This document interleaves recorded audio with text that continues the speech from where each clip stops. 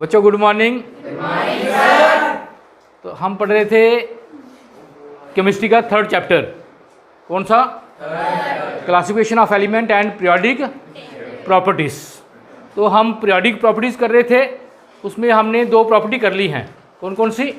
Atomic radius and ionic radius. आज एक बड़ी ही इंपॉर्टेंट प्रॉपर्टी जो हम करने जा रहे हैं जिसका नाम है आयनाइजेशन एनर्जी, जिसको आयनाइजेशन इंथैल्पी के नाम से बोलते हैं।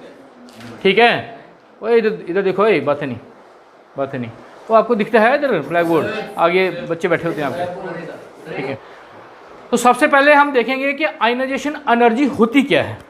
ठीक है, उसके बाद हम देखेंगे कि आयनाइजेशन एनर्जी किन फैक्टर पे डिपेंड करती है, और उसके बाद देखेंगे कि पीरियोडिक टेबल में पीरियड में और ग्रुप में मूव करने पे आयनाइजेशन एनर्जी के साथ क्या होता है।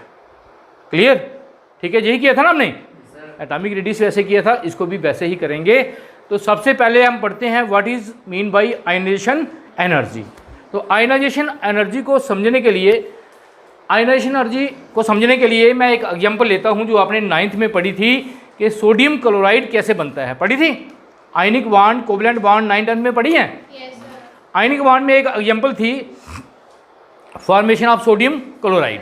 अभी कल हमने आपको करवाया है कि टाइन और एनाइन कैसे बनते हैं। ठीक है, तो अल्ताफ आप बताओगे सोडियम जो है, सोडियम का एटॉमिक नंबर कितना होता है?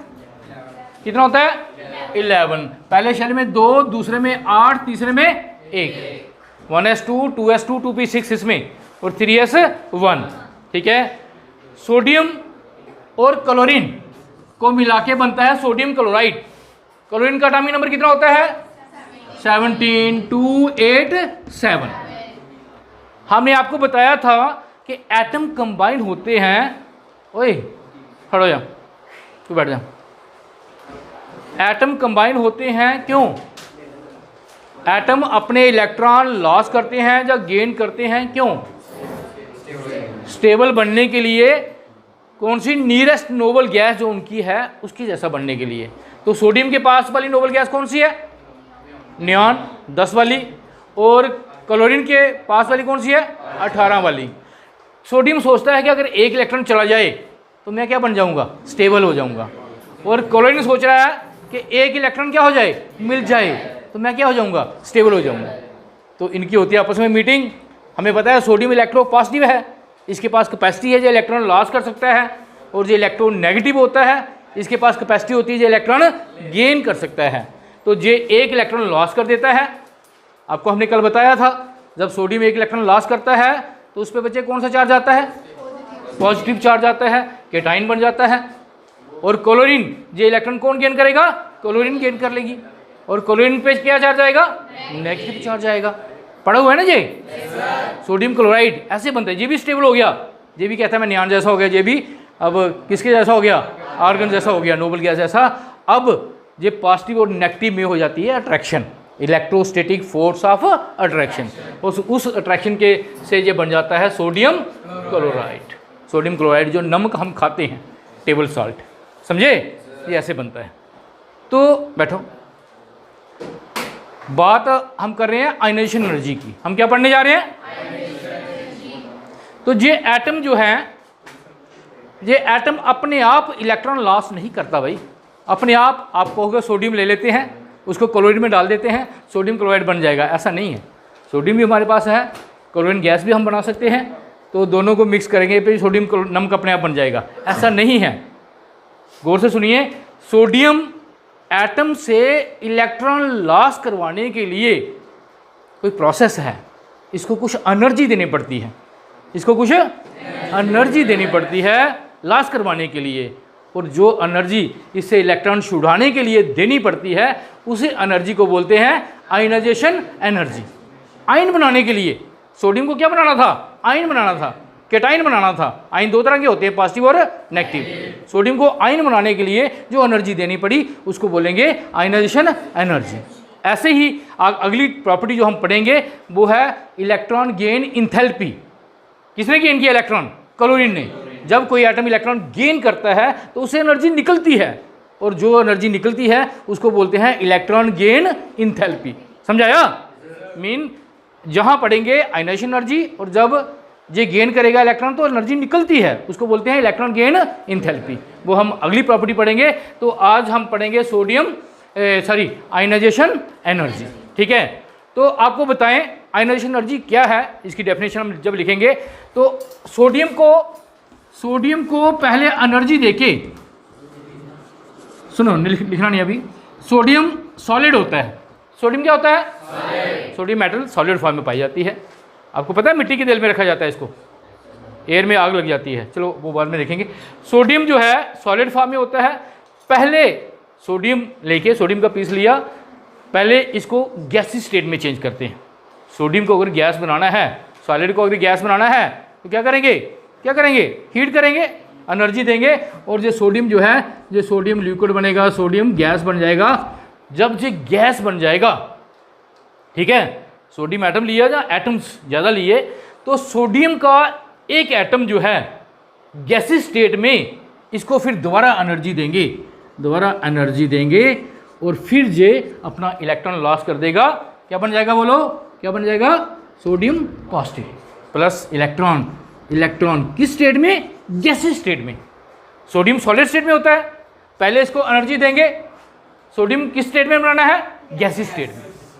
इस गैसीय स्टेट से को दोबारा एनर्जी देनी है, ठीक है, और इसको क्या बनाना है? केटाइन बनाना है, आयन बनाना है, इलेक्ट्रॉन इसका रिमूव करवाना है। हमें पता है सोडियम के पास एक ही बैलेंस इलेक्ट्रॉन होता है, एक से ज़्यादा नहीं छोड़ सकता, तो ये बन गया सोडियम केटाइन। अब एनर्जी तो हमने जहाँ भी दी है, लेकिन आयनाइजेशन एनर्जी जो है जी नहीं होती, आयनाइजेशन एनर्जी हमारी जी होती है, IE, आयनाइजेशन एनर्जी। समझाया आपको? मीन एटम से इलेक्ट्रॉन छुड़ाना, उसको जो एनर्जी दी जाती है वो आयनाइजेशन एनर्जी। लेकिन एक बात याद रखनी है कि एटम को गैसीय स्टेट में पहले चेंज करना पड़ता है। तो हम कहेंगे एटम को गैसीय स्टेट में जब उससे इलेक्ट्रॉन छुड़ाया जाता है, एटम की गैसीय स्टेट में जब उससे इलेक्ट्रॉन छुड़ाया जाता है, निकाला जाता है, जो एनर्जी उसको दी जाती है उसको बोलते हैं क्या? Ionization energy. और इसको रिप्रेजेंट करते हैं किससे? IE से। ठीक है, क्लियर हो गया? तो लिखो इसके डेफिनेशन पे, ई बड़ा IE, इसको IE से लिखा जाता है। फॉर एग्जाम्पल इस प्रोसेस को हम ऐसे भी लिख देते हैं, ठीक है। हाँ बच्चे बोलो क्या हुआ? It is represented by IE। इस प्रोसेस को हम ऐसे भी लिखते हैं, ये देखिए मेटल ही ज़्यादातर इलेक्ट्रॉन छोड़ती हैं, ठीक है। मेटल ले ली, किस स्टेट में? गैसीय स्टेट में होनी चाहिए, ठीक है। वो पहले एनर्जी दी है, जो पहले दी एनर्जी उसको आयनाइजेशन एनर्जी नहीं बोलेंगे। इसको हमने दी एनर्जी, इसको दी हमने आयनाइजेशन एनर्जी, ऐसे लिख देंगे आयनाइजेशन एनर्जी दी, और ये चेंज हो गया, मेटल गैसीय स्टेट में केटाइन बन गया प्लस इलेक्ट्रॉन। 2 इलेक्ट्रॉन छुड़ाएंगे तो क्या हो जाएगा? कितना पॉजिटिव हो जाएगा? 2 पॉजिटिव। 3 छुड़ाएंगे 3 पॉजिटिव, वो आपको पता है, केटाइन हमने बताया था आपको। और फॉर एग्जाम्पल एक एग्जाम्पल सोडियम के ले लेते हैं, सोडियम प्लस उसको दी आयनाइजेशन एनर्जी, ठीक है, या एनर्जी लिख सकते हैं, और ये बन गया सोडियम केटाइन।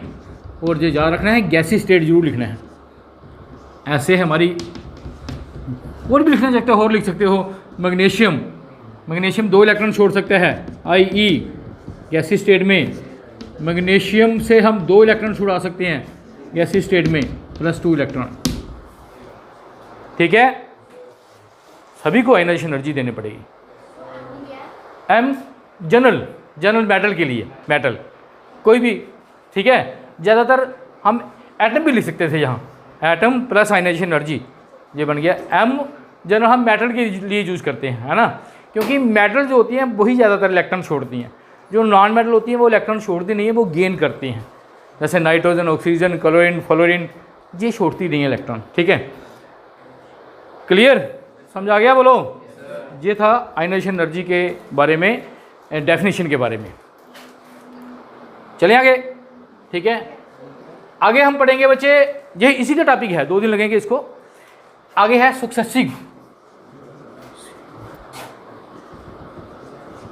सक्सेसिव आयनाइजेशन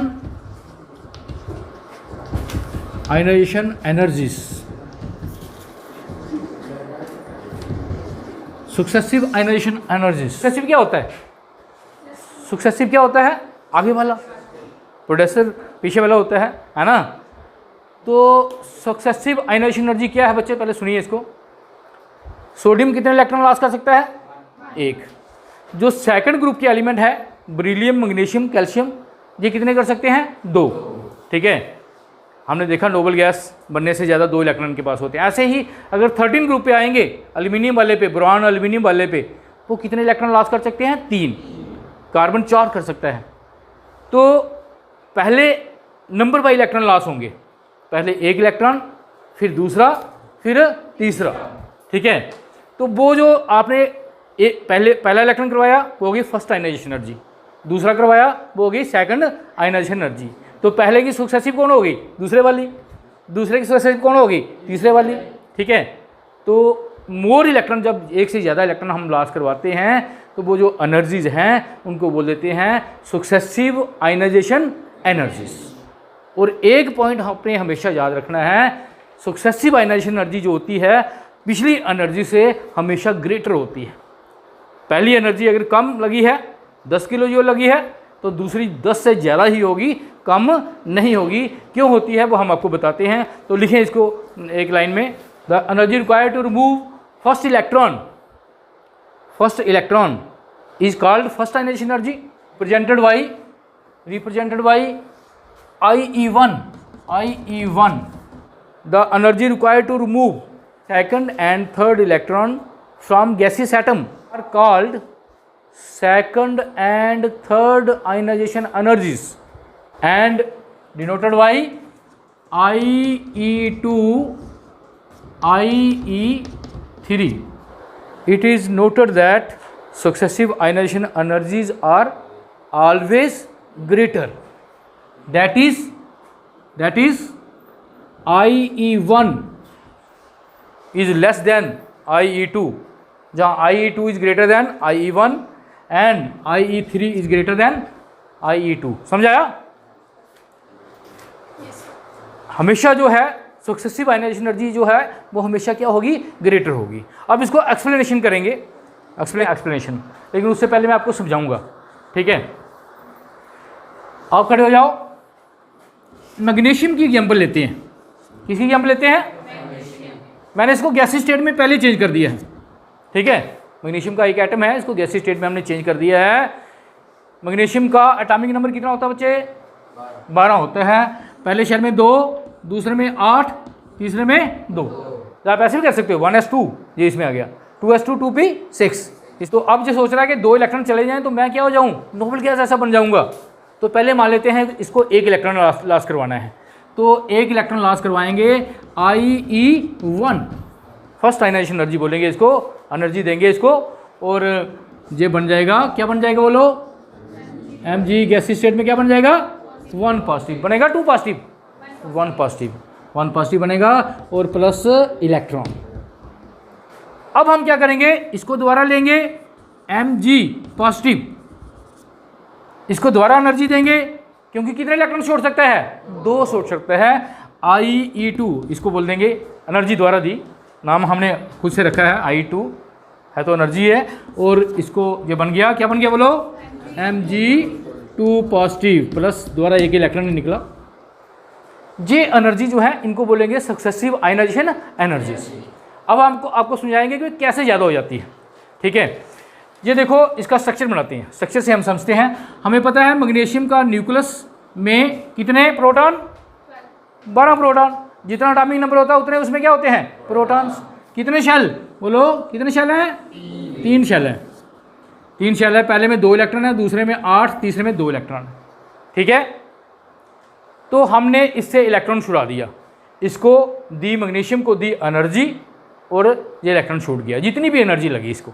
ठीक है, हमने नोट कर ली। ठीक है, हम तो नहीं करते ये प्रोसेस, इस पहले साइंटिस्टों ने किया हुआ है, हमारे लिए तो इम्पॉसिबल है इसको करना। तो उसके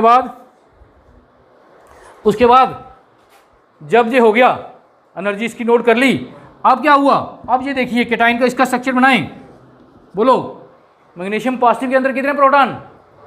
चेंज होंगे प्रोटॉन? प्रोटॉन तो चेंज होते नहीं, हमने पहले बताया। अब देखिए शेल इसमें 3 ही रहे, ये जहाँ क्या हो गया 1 हो गया ना, 2 8 1 हो गया है, शेल 3 ही है, ठीक है। अब ये वाला इलेक्ट्रॉन हमने लॉस करवाना है। अब देखते हैं एनर्जी ज़्यादा क्यों लगेगी।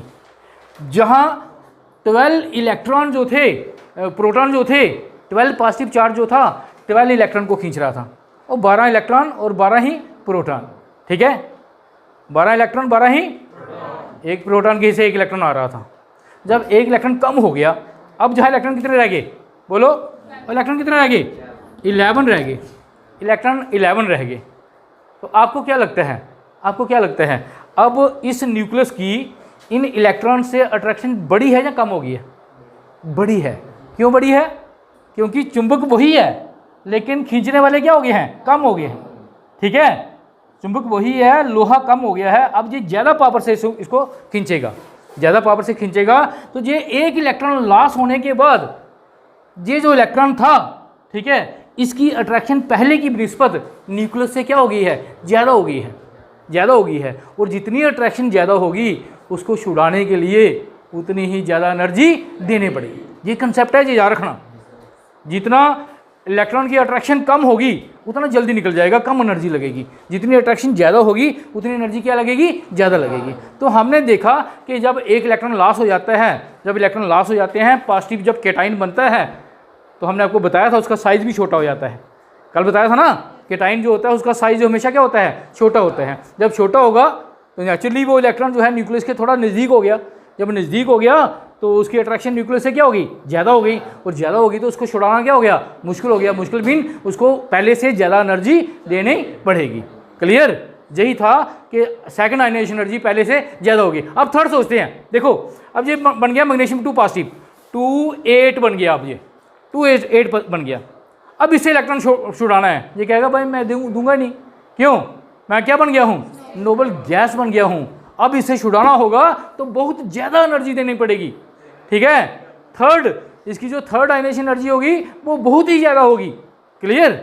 नोबल गैस बन जाए तो फिर इतनी आसानी से नहीं निकलता, उसको बड़ी ज़्यादा एनर्जी देनी पड़ती है। क्लियर? हम वो छुड़ाते नहीं, उसकी ज़रूरत ही नहीं पड़ती।